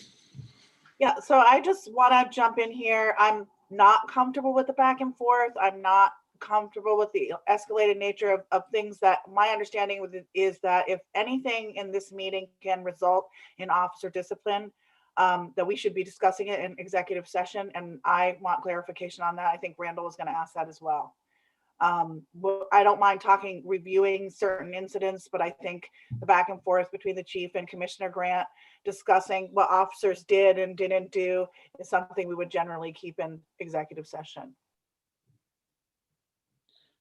Thank you. Commissioner Seguino. Commissioner Gamasha, as I understand it, you received permission from State's Attorney Sarah George for us to discuss this in open meeting? We did. I did, sorry. Okay. So a few things. Let me start with the issue of the Neto video. My understanding is that includes his discussion with a witness who actually was talking about his observations. We are an oversight body. This is what is really challenging for me in all of this. We are an oversight body. We are a civilian oversight body representing community values around policing. If we are given access to the one video, we should be able to have access to others that put the incident in context, especially given the fact that there were claims of 2 assaults on police officers, but no body cam video because the body cam videos fell off. If Neto's video, in fact, addressed that and provided additional information that seems important for us to have. I certainly would not mind if, for some reason, some of this had to be an executive session, but we cannot perform our oversight role if information is withheld from us. And so, especially given the fact that the body cam video is not available of the assaults that were supposedly happened, then I think then it makes it very clear that we should have the Neto video. But quite frankly, I believe that we should have them all so that we can put this into context. It seems to me very problematic to have a narrow slice without understanding what happened before, what happened after, and so on and so forth. So I'd like to put that out there. I also want to just mention I was deeply troubled by this video and the descriptions of the incident. It certainly appears to me, I've taken courses in trauma and mental health. It certainly appeared to me that the initial interaction with this young 19-year-old man who has no criminal record was in fact, it indicated he was having a mental health episode. And he, given his background as a new American, it's very likely that he has had trauma, and his behavior was consistent with a trauma response. It is also the case that schizophrenia and bipolar issues, their onset is between 18 and 22 years old. And so to charge into this incident without recognizing that, without entertaining that as a possibility, and the behavior of the officers seemed to really escalate him, which is very typical if a person has had trauma. And so I think this incident in many ways speaks to many of the concerns that the community has around mental health in the city and the way that we respond to it that is, I think, problematic in a lot of different ways. So I won't go on too much longer, but I want to say that I believe that it may behoove us as a commission to have additional conversation about what is available to us in terms of videos. I personally found it problematic to find out there was a fourth video that I haven't even seen or been offered to see. I don't think that we shouldn't have to explicitly ask you for video 4, 5, 6, and 7, but all of them should be presented to us because we are the oversight body, and we can't do that job if we don't have all of the information.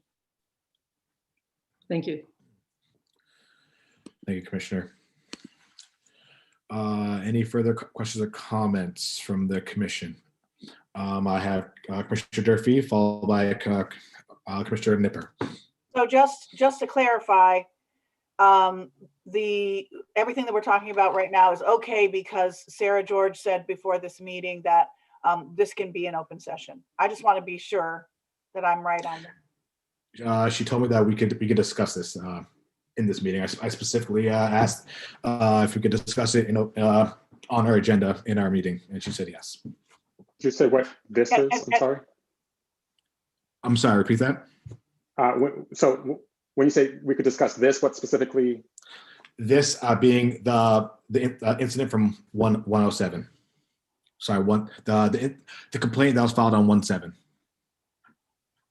So because she's the attorney, we're good, and it's not going to have any repercussions if an officer is disciplined. I mean, I'm just confused. I do not. I can't answer that question. All I can answer is that she said we could discuss it. What happens afterwards, I honestly don't know. Okay, and that's just to be clear. That is my concern.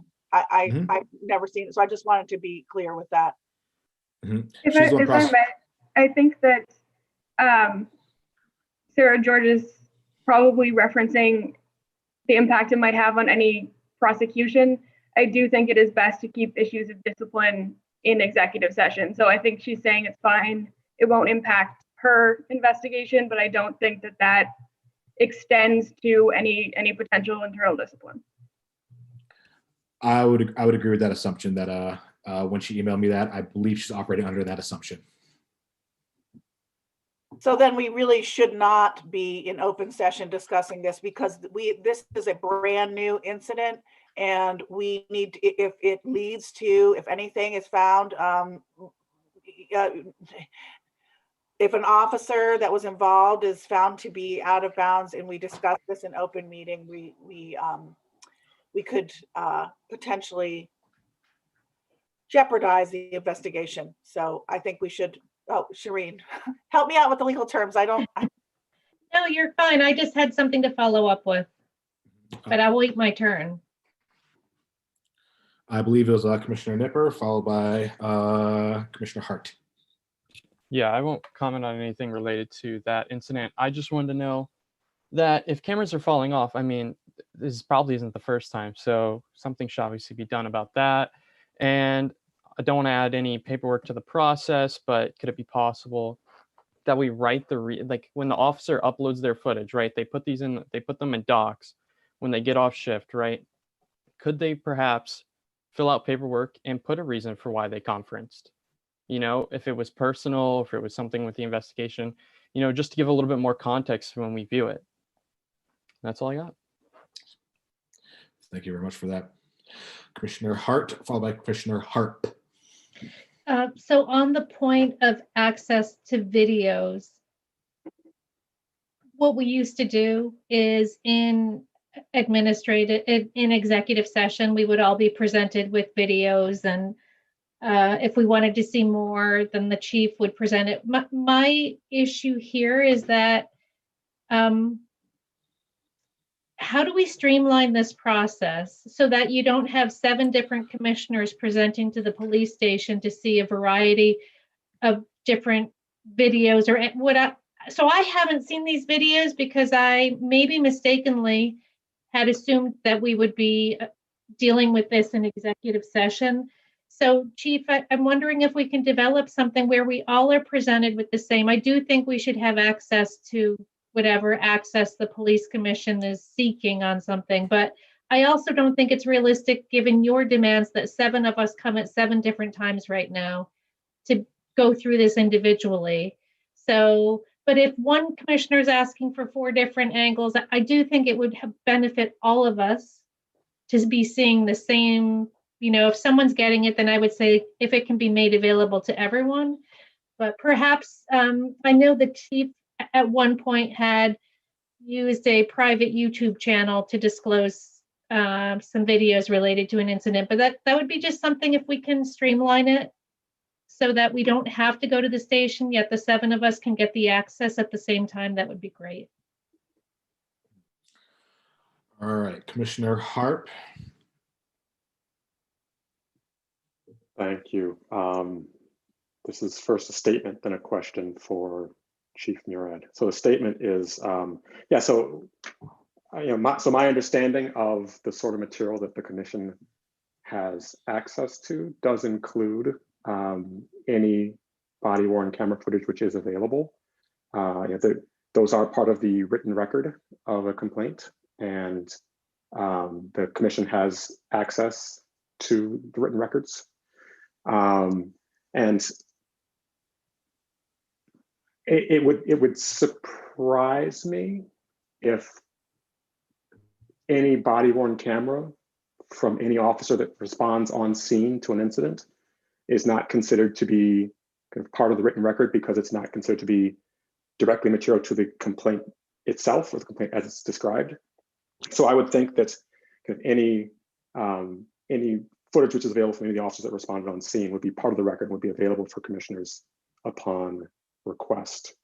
Second kind of editorial comment really quickly is, yes, again, so, I mean, and I've kind of talked with you about this, I believe, in the past, Chief, but I mean, it is incumbent upon the commission to be able to essentially file a complaint at any time, essentially. So if there are concerns about the way some incident or encounter is handled, the commission ought to be able to get insight into that. And so, it's not filing a formal complaint, but it is saying, I have reason to be concerned about X. I would like information about X to make sure that there's nothing inappropriate done.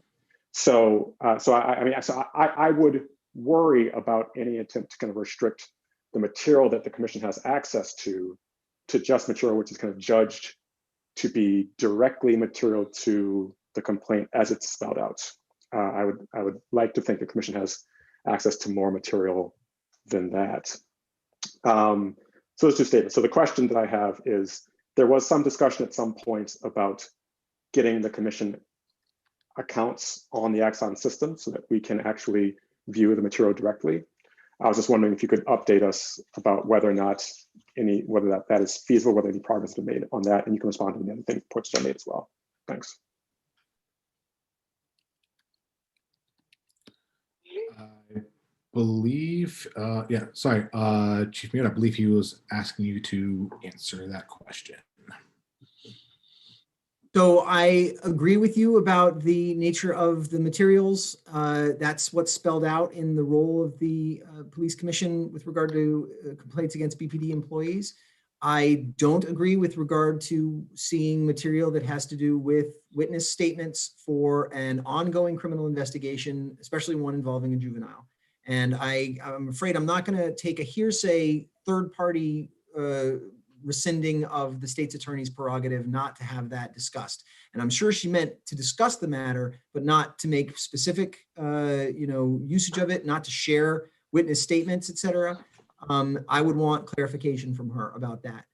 And so that's what distinguishes the video from the others. Again, it does not have to do with the precipitate event. It doesn't show what caused the event, nor does it show the event itself. We did watch another officer's video during the meeting that we had here. That was Officer Hartnett's. That wasn't included in the video that was given because it wasn't the video that was requested. The video that was requested on the 2 discs was very simply the video that had been watched from the officer and the one that hadn't been uploaded yet. Both of those were provided. And I appreciate very much both Commissioner Durfee and Commissioner Hart saying that these are resource drains to go back and forth again and again to give material because somebody says, well, that's not the one I meant. I wanted this one instead. I provided what was requested. And when if we go into executive session tonight, we can all watch the videos that have already been shared together. With regard to Axon, we are working on that. I think Deputy Chief Sullivan may have some information about that. Let Chief Sullivan answer that, followed by Commissioner Durfee, followed by Commissioner Grant, followed by Commissioner Hart. So our thought with the Axon is it comes down to licenses, and I believe we have enough to issue each commissioner a license. Now, what would happen with that is you would not have access to all the videos. We would have to share specific videos with you, and then each commissioner would be able to log on and view those videos at home through their own device. Thank you. Commissioner Durfee? I'm just looking at my notes. I'm sorry. Is there a way, I agree with Commissioner Seguino's comments, and, I understand the frustration of finding out, there's other video of, there may be other relevant video. And so I was thinking, because I just think very simply that, if there is something of this nature, what determines what videos we see? Because I wouldn't know what to request. I would say I'd like to see all video related to this incident, and I'd be willing to wait for that to be compiled, and that way I'm seeing everything. So for something to show up after the fact, it is never good. But if I was requesting to see, and I'm making the assumption as a commissioner every time I go and see it, that's the video of the incident. It seems very simple to me. So if someone else, is around, and I'm trying to avoid saying specific things, but if there was another video that was certainly, and there's a problem too with the police deciding, well, this wasn't important, so you don't need to see it. That's I think what I'm hearing here is you really, for us to provide oversight, we can't be saying, oh, okay, we're good with that, we don't need to see that, good, cool. So is there a way that we can, as the folks that provide the oversight, just see all relevant video and have a definition of relevancy that includes, different angles of the incident, different officers, what I guess I want to understand, how do you determine which videos are relevant and which videos aren't? And is there a way that we could just see anything relevant? Commissioner Duffy, do you want Chief Mayor to answer your question? I would like that, but I defer to you, Chair Gamache. Well, he said he wanted to hear the answer, so I'll let Chief Merritt answer the question, followed by Commissioner Grant and Harp. So I believe that actually DC Sullivan made some of these videos, offered to show some of these videos with Commissioner Seguino, and Commissioner Seguino didn't want to at the time. The videos that we shared when some of the commissioners came to the building were the ones that were the fullest picture of it. Had there been other videos that showed the complaint, they absolutely would have been shared, because that is what it states in the role of the Police Commission and Burlington Police Department employee complaint. It states very clearly that it is about that it is anything, I'm sorry, I'm looking for it here. Any other information related to the allegation. And again, the allegation was improper stop and improper use of force. And so officers who arrive after all of that has happened, that is not relevant information. Now, if there was nothing in it that was substantive to a criminal investigation, I wouldn't have no objection to sharing it with you, even though it's not relevant. But if there is material in it that is relevant to a criminal investigation, then I am going to be careful about which parts of that are distributed. And so again, because it wasn't the initial event about which the allegation was made, it's all after the fact. Officers arriving after the fact don't have anything to do with the incident that is contained in the allegation. So that answers my question. I mean, I'm not trying to cut you off, but the sentence that you gave, other information related to the allegation, I think it's for us, and some of the things that I've heard, it's more about wanting to get to a place where police are not seen overseeing or perceptively hiding things, and having a solid, but I know I see the body language there, but let's just for a second, if we had clear policy, I'm always going to say that, then some of these things wouldn't come up. Some of them will, but and it sounds like that if If it's not related to the complaint, we're not going to see it. If we said to you, was anybody else around? Are we able to see, were there any other officers on the scene that might provide another angle? Would we be able to see that? You would just say, I think this footage is not for you to see because it could lead, it's about another criminal investigation. So it's not something that we would be able to see, right? Because I don't want to walk around saying I can see unredacted footage, at my request, when in fact I'm not really able to do that because it's just not relevant. DC Sullivan, are you looking to answer Commissioner Durfee's question? Comment? Yeah, just a really brief comment. I mean, the only other concern that I have is that we really need to be cognizant of respecting people's right to privacy. So although it wasn't the case in this incident, if, for example, videos were recorded in somebody's home, or also victims' rights, as far as capturing certain images that might traumatize a victim and then sharing that, I think we need to be very respectful and cautious as far as those specific topics go. Thank you. I believe Commissioner Grant hand was raised before. Do you still have a question? Well, I guess just more of a statement and my concern that, and I hear what the chief is saying, to only provide video for what was relevant. And the reason I raised my concern was it seemed to me that due to the number of officers, and I'm not talking about the officers who got there at the end, it seemed to me that somebody else was there as well before everything was over, and it was hard. It was hard because you had one officer who didn't have her body cam footage on. You had the other officer who, during the course of the struggle, the camera ended up in the snow. So my request was, I asked for at the time what I assumed based on the information I'd been given were the only two. And then I'm feeling like, well, there's more. And now, yeah, there is more, but it's not considered to be relevant to what the complaint was. And I guess at this point, I have no choice but to agree to disagree because I have a deep concern that it might be. Thank you. Thank you. Commissioner Seguino.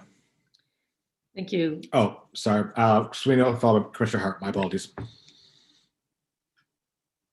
Were you going, Randall? I don't. Oh, sure. Thanks. No, he said Seguino followed by Hart, but I'm. Oh, okay. Oh, I can just. I want to go back to this issue. First of all, I think there's probably additional discussion amongst the commission on some of these issues, but simply in terms of an incident, I think that, I would assume, Chief Murad, that you want to be transparent and build trust with the community. And it seems to me that the best way to do that, if you're in an incident like this, is to say, there are 6 videos.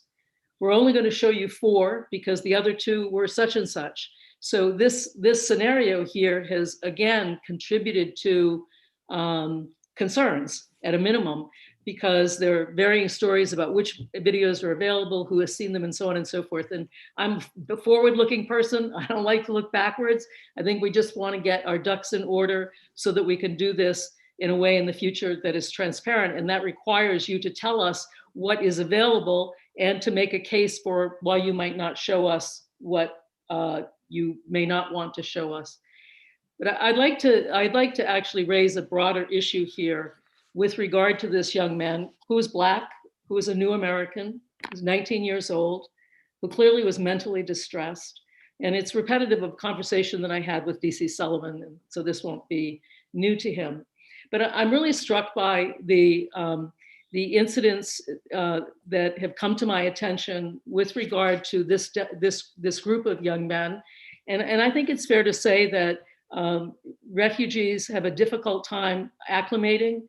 Many come with trauma, and we as a city and as a country have done insufficient work to help them integrate into our community. And we have some responsibility for the behaviors we see in our community. And so for me, I want to just raise this issue with you. For me, what is striking is that when Brandon Del Pozo was chief and we were addressing the opioid epidemic, for the first time, we began treating this as a social problem, not a criminal problem.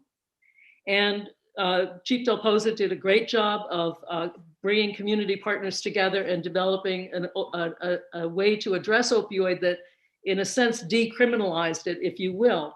And I think the same thing is going on with a group of young people in our city who have had interactions with the law, but for many it is mental health, it is trauma, it is social maladjustment.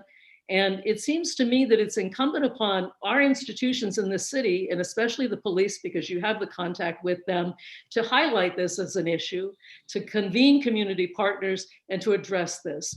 I think that there is too much of a rush to criminalize adolescent behavior. This is a 19-year-old kid whose brain is not fully formed, and is part of a group of kids, especially male kids in this community, who struggle with some issues. And that what should be done if we are a humane and compassionate community is to also address this not as a criminal issue, but rather a social problem, and for the police department to convene partners to figure out ways to provide supports so that in fact we don't need to be addressing these kinds of incidents. So I'm thinking of a broader approach, and I'm not suggesting, as I said to DC Sullivan, that the police department can solve this, but because you are the first responders, if you will, you are in a position to convene community partners, just as Brandon Del Pozo did with regard to the opioid epidemic. I really am adamant in feeling that we are too quick to criminalize young people and ignore the problems that they have with adjustment and mental health. And I really deeply believe that we should address that differently. And I would want a forward-looking police department to take a lead to reconceptualize this incident and many others in a much more different way than basically suggesting that this kid is pathological and a criminal. Thank you very much for that. Commissioner Harp.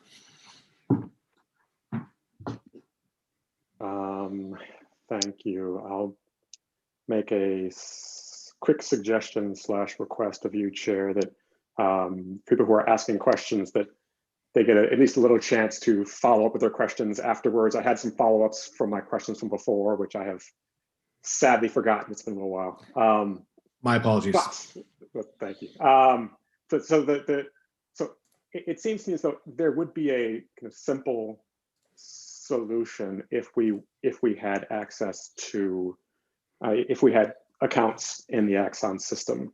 One easy solution would be, if there is an incident, especially one involving use of force, that commissioners are instructed, are told which officers responded on scene and had access to their body camera footage. And it can then be up to the commissioners to decide whether or not, and you can even highlight some of those which you think are particularly relevant. And if there's one which is not made available, I think there should be a clear explanation of why that's not made available.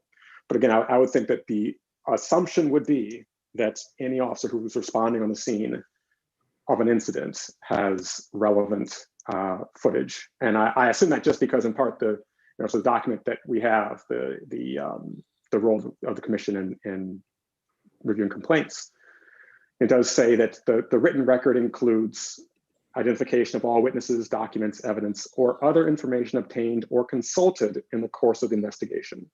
So I'm taking information consulted to mean information that you yourselves consult, even if you decide that it's ultimately kind of particularly relevant for the disposition of the complaint. There might be another way of understanding what information consulted means, but I take it at kind of face value. Take it at face value. So, if that material is not ordinarily part of the written record, please let me know. But it seems like it would be, just based on that account. And if it's part of the written record, then it seems that we as commissioners have access to it. The second point, look, I completely understand and support the idea that body-worn camera footage does not exist for mere fishing expeditions. There are lots of reasons for that, including kind of legal protections, but body-worn camera footage does not exist for fishing expeditions. I'm not trying to suggest that police commissioners have kind of the right to simply request any footage that they like for no reason whatsoever. But it does also seem to me as though there's at least the potential for incorrect officer behavior, or officer behavior that would require some sanction in almost every aspect of an officer's job. And so if officers are, for example, kind of taking statements or gathering evidence, that is also, those are also activities that could admit of misbehavior, misdoing. And then if I think a commissioner has reason to be concerned that some of those tasks were done incorrectly, then the commissioner then would have, I think, some access to that information. Like I said, I mean, if nothing else, the commissioner can just immediately file a complaint saying, I'm complaining about this particular activity. And then that complaint would then necessitate some kind of access to information. So I do think that commissioners have, just based on the documents I understand it, commissioners have fairly broad latitude to get access to material, which seems like it is relevant for a matter of concern that a commissioner has. Now, again, I'm not speaking about the incident, which is kind of under discussion here, in part because I'm also uncomfortable discussing the incident in open session. That includes actually, discussing the mental states of any of the people who are involved. I think that's kind of inappropriate for us to do right now. We can talk in generalities, but like I said, I do not want to talk in terms of specifics. But I do think that if the commissioner has a particular concern about some activity, that ought to be something that a commissioner can have. The commissioner ought to be able to have those concerns assuaged by the department. And if not, I think it would hinder the capacity of the commission to perform its oversight responsibilities. Thank you. Thank you. Any further questions or comments regarding this from any of the commissioners?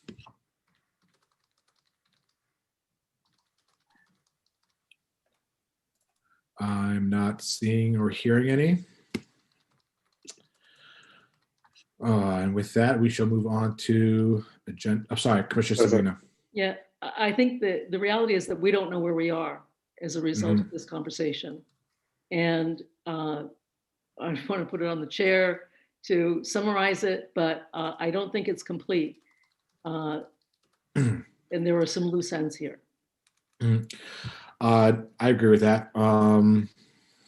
And I do agree with that. And I guess moving forward, I'd be happy to entertain, I guess, maybe the best path forward. I guess I'll say it quickly, then I'll let you jump in. I guess, how reasonably soon would we be able to have accounts to access Axon videos? And I guess then I'll give it to DC Sullivan. I just wanted to comment that these are very complex issues. We certainly want to maintain the integrity of criminal investigations while being as transparent as possible. So I believe we're on the same page as far as that goes. As far as the Axon accounts, I just would need to verify the fact that we have enough licenses, and then just understand, going back to Commissioner Harp's comment, that you would not have blanket access to just pick and choose. We wouldn't be able to send you an email and say, oh, this officer was involved in the incident. We would have to select those videos and then share them with you. So we only have so many higher level licenses that can see everything, and officers can't see each other videos. Essentially, you would have a license similar to what an officer would have, where they could only see their own recording device unless a video is shared with them. And so that would be the process, just to make sure that everybody understands the process and what type of access you would have. Mm-hmm. That is, I believe that's clear with us. Commissioner Sabina? Sorry. with the regard of the issue of moving forward. I mean, I think there are some unanswered questions or some questions that emerge in this. Commissioner Harp has raised some with regard to the conference mode and some of these issues, just sort of policy related. The issue of what exactly can be talked about publicly versus in executive session. I disagree with Commissioner Harp that it's inappropriate to talk about the mental health of this person and what we observe. I feel very strongly that, you know, we, just as when I was on the school board, we represent community values. We have to have an opportunity to talk about that.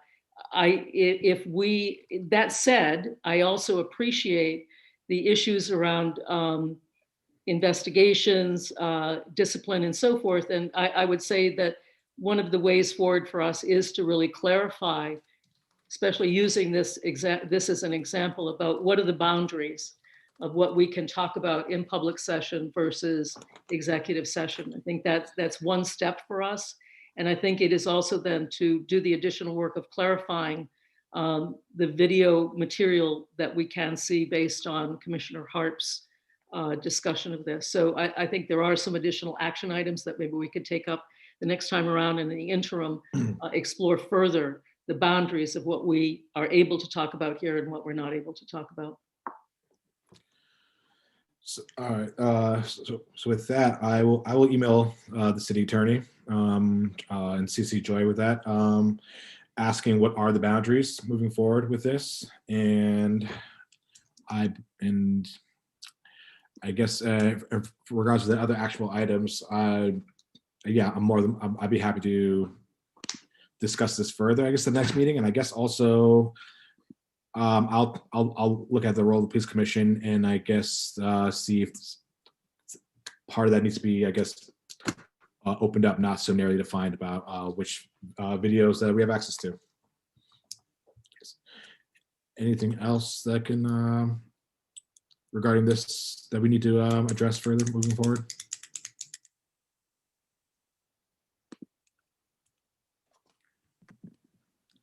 All right, then we'll take this up at our following meeting as well. All right, then. If there's nothing further on this, I shall move on to agenda item 6.01. And with that, I'll give it to Shannon. Perfect. So I did get a chance to upload these commendations instead of just emailing, so they're kind of neatly all in one place. First is an officer received a commendation for assisting while she was assisting with a trespass order, that she was extremely calm, professional, and helpful in the face of a person screaming at her, acting irrational, and throwing out bizarre insults that were directed at the officer. Another officer received a commendation for helping return a wallet that was taken from a shopping cart at Hannaford's. And it was returned with everything in the wallet. And so she was very happy about that. And then the final one was an officer that helped a while ago, a scared young woman, helped her come to a resolution, and she did send him a thank you. I wanted to let you know I've saved up enough money. And I'm moving. I've built up my support system. I couldn't leave this state without thanking you for being there, for going out of your way to help me, but most of all, showing me that there are good men out there after all. I'll always remember that. And so she continues on to thank him that she can finally breathe again and that she's going to make it. So those are the three that I have to share with you this month that were received. Thank you for that. Moving on to agenda item 7.01, commissioner updates or comments. Any commissioners have any updates or comments for us, general public, or the chiefs?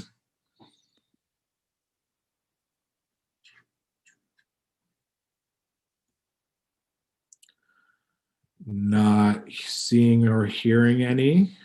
Moving on to agenda item 8, next meeting agenda items. The next meeting is tentatively for, I believe it is February 23rd. And for next meeting agenda items, we have the two tabled things to be reviewed by the city attorney. We have the last agenda item that we were talking about on the menu. And is there anything that it's not coming to my mind right now that we discussed that we are having for next meeting? Commissioner Grant, I think I saw your hand raised in the corner, followed by Commissioner Seguino. Yes, I would like, if not in February, at least in March, if we can make it an agenda item to review bias training. That's something that I've wanted to look at for a while to find out specifically what is included in bias training at the academy, and then what, if any, the department does above and beyond that. And I believe there was something that occurred very recently. I'd be interested in receiving information about that. Thank you. Thank you. Commissioner Seguino. We should be reviewing the strategic plan for reducing racial disparities and use of force. Is that correct? And an item that with regard to discussing the possibility of the police commission securing its own counsel or some kind of expert support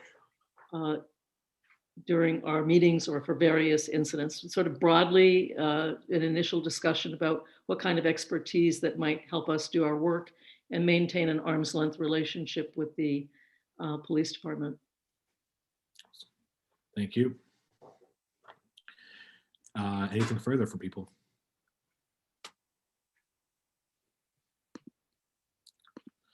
I'm not seeing any hands or hearing anything. Next agenda item is executive session. I guess I've done some many times before. I foresee we will need to get an executive session for disciplinary complaints and possible disciplinary matters. And was that a motion? No, it was not quite yet a motion. I was going to say, before I do that, I was going to say, before I make this motion to go into executive session, at the end of executive session, the meeting will be adjourned and there'll be nothing more to deliberate afterwards. So with that, I motion that we enter executive session to deliberate over complaints and possible officer discipline. Second. Any discussion? Not seeing or hearing anything. All in favor, raise your hand or say aye. Aye. Aye. That passes unanimously. And it is 8:22.